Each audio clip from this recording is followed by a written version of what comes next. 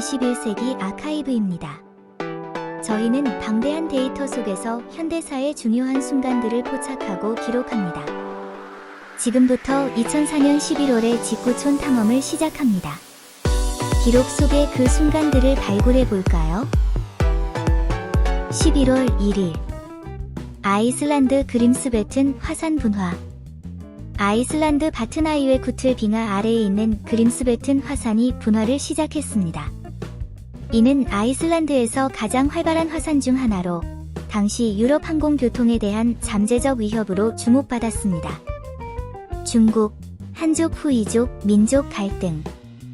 중국 허난성 일부 지역에 계엄령이 선포되었습니다. 한족과 후이족 간의 민족 갈등으로 인해 최소 7명에서 최대 148명까지 사망한 것으로 추정되는 충돌이 발생하여 심각한 사회적 긴장이 고조되었습니다. 11월 2일 미국 대통령 선거 투표 개시. 미국 현직 조지 W. 부시 대통령과 도전자인 민주당 존 케리 후보 간의 2004년 대통령 선거 투표가 시작되었습니다. 여론조사에서 두 후보가 통계적으로 접전을 벌이는 가운데 선거 부정이 발생할 수 있다는 보고가 이어졌습니다. 네덜란드 영화감독 반 고흐 피살. 논란의 여지가 있는 이슬람 관련 영화를 제작했던 네덜란드 영화감독 테오 반 고흐가 암스테르담에서 피살되었습니다. 이 사건은 네덜란드 무슬림 사회에 대한 비판과 증오 범죄로 이어져 유럽 내 종교 및 사회 갈등이 심화되는 계기가 되었습니다. 11월 3일 부시 대통령 미국 대선 승리 확정. 민주당 존 케리 상원의원이 패배를 인정하면서 조지 W. 부시 대통령의 재선이 확정되었습니다. 부시 대통령은 일반 투표에서 358만 표 이상을 더 얻었으며 공화당은 상원과 하원에서 다수 의석을 확대했습니다. 미국 11개 주 동성결혼 금지 개헌안 통과. 미국 11개 주에서 동성결혼을 금지하는 주 헌법 개정안이 통과되면서 성소수자 인권운동에 심각한 차질이 빚어졌습니다.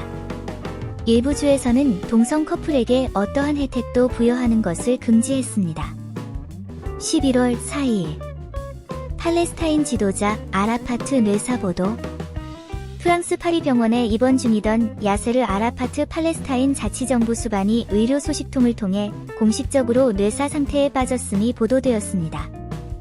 11월 6일 이란 핵 프로그램 협상 교착.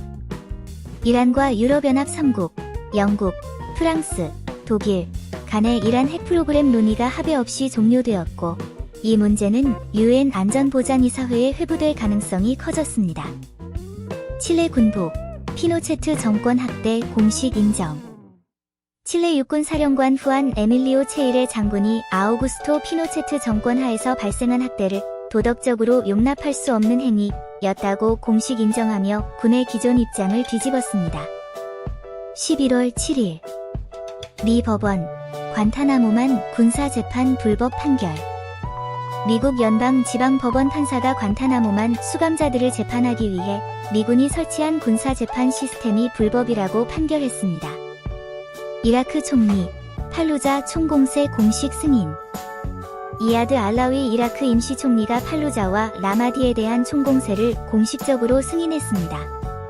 이로써 미군과 이라크군은 도시 해방을 목표로 진격을 시작했습니다. 11월 8일 FPS 게임 헤일로2 역대급 오프닝 기록. 엑스박스용 게임 헤일로2가 출시 첫날 1억 2,500만 달러 이상의 매출을 기록하며 당시 엔터테인먼트 역사상 가장 큰 오프닝 기록을 세웠습니다. 모질라 재단 파이어폭스 1.0 공식 출시. 모질라 재단이 오픈소스 웹브라우저 파이어폭스 1.0분의 첫 공식 버전을 출시했습니다. 이는 당시 지배적이던 마이크로소프트의 인터넷 익스플로러에 대한 주요한 대안으로 부상했습니다. 11월 10일 야세르 아라파트 팔레스타인 지도자 사망. 팔레스타인 자치정부 수반 야세르 아라파트가 75세의 나이로 파리 병원에서 사망했습니다. 이후 라우히 파투가 임시 대통령직을 맡았으며 중동 및 국제사회에서 애도와 함께 권력 승계에 대한 관심이 집중되었습니다. 11월 16일 미 해병대원, 이라크에서 전쟁 범죄 논란. 이라크 팔루자에서 미 해병대원이 비무장으로 보이는 이라크인을 사살하는 장면이 MBC 카메라에 포착되어 전쟁 범죄 논란을 일으켰습니다.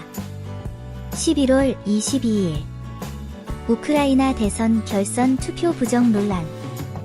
우크라이나 선거관리위원회가 빅토르 야누코비치 총리를 승자로 선언했으나 야당 지도자인 빅토르 유셴코가 총체적인 위조에 항의하는 시위를 촉구했습니다.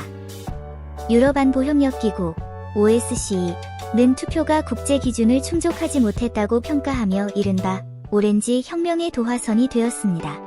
콘텐츠를 제작하는 과정은 항상 도전의 연속이지만 여러분이 남겨주시는 댓글과 피드백 하나하나가 다음 콘텐츠를 만들 수 있는 가장 큰 원동력이 됩니다.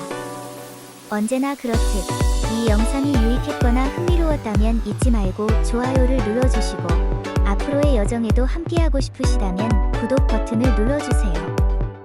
여러분의 좋아요와 구독은 저희에게 정말 큰 힘이 됩니다.